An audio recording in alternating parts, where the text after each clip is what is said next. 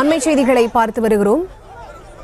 சீமான் வீட்டை முற்றுகையிடும் போராட்டத்தில் பெரியார் அமைப்பினர் ஈடுபட்டு வருகிறார்கள். அது தொடர்பான காட்சிகளை பார்த்து வருகிறோம். முழு விவரங்களோடு இணைகிறார் செய்தியாளர் வெங்கட்ரமணன். அவரிடம் பேசலாம். வணக்கம் வெங்கட்ரமணன், இந்த முற்றுகை போராட்டம் தொடர்பான முழுமையான விவரங்கள்.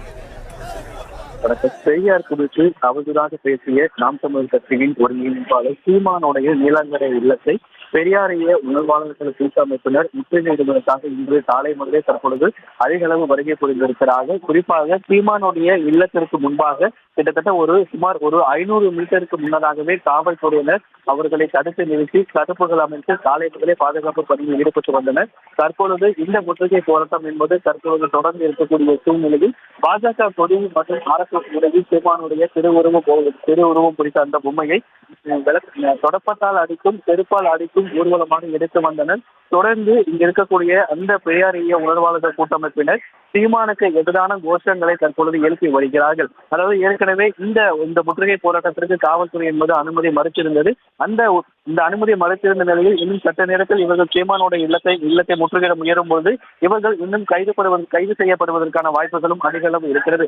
காலை முதலே சீமானுடைய ஆதரவாளர்களும் சீமான் இல்லத்திற்கு முன்னாலுமாக 500 மீட்டர் முன்னதாகவே காவல்துறையினர் தடுப்புகள் அமைத்து தற்போது பாதுகாப்பு பணிகள் தொடர்ந்து ஈடுபட்டு வருகிறார்கள். குறிப்பாக இந்த முற்றுகை போராட்டத்தின் போது பொதுமக்களுக்கு ஒரு போக்குவரத்து இடையூறோ அல்லது இருசக்கர வாகனத்தில் செல்லக்கூடிய நபர்களுக்கு என பொதுமக்களுக்கு எந்த விதமான பாதிப்பும் ஏற்பட்டு விடக்கூடாது என்பதற்காக கிட்டத்தட்ட 400க்கும் மேற்பட்ட காவலர்கள் அதிக அளவு குவிக்கப்பட்டிருக்கிறார்கள். இன்னும் சற்று நேரத்தில் இந்த முற்றுகை போராட்டம் தொடங்க இருக்கக்கூடிய சூழ்நிலையில் சீமானுடைய ஒரு பொம்மையை எடுத்து வந்திருக்கிறார்கள். சீமானுக்கு எதிரான கோஷங்களை எழுப்பி வருகிறார்கள். சீமானுக்கு எதிரான வாசகங்கள் அடங்கிய பதாகைகளை எடுத்து வந்திருக்கிறார்கள். இன்னும் சற்று நேரத்தில் இந்த முற்றுகை போராட்டம் தொடங்க இருக்கக்கூடிய சூழ்நிலையில் காவலர்கள் சாலையின் அருகே அதிக அளவு குவிக்கப்பட்டிருக்கிறார்கள். தற்பொழுது இந்த பகுதியில் லேசான போக்குவரத்து நெரிசல் என்பது ஏற்பட்டிருக்கிறது.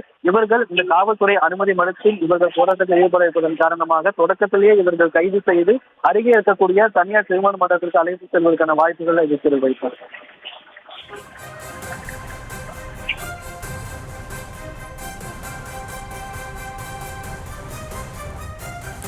விவரங்களை வழங்கியமைக்கு நன்றி வெங்கட்.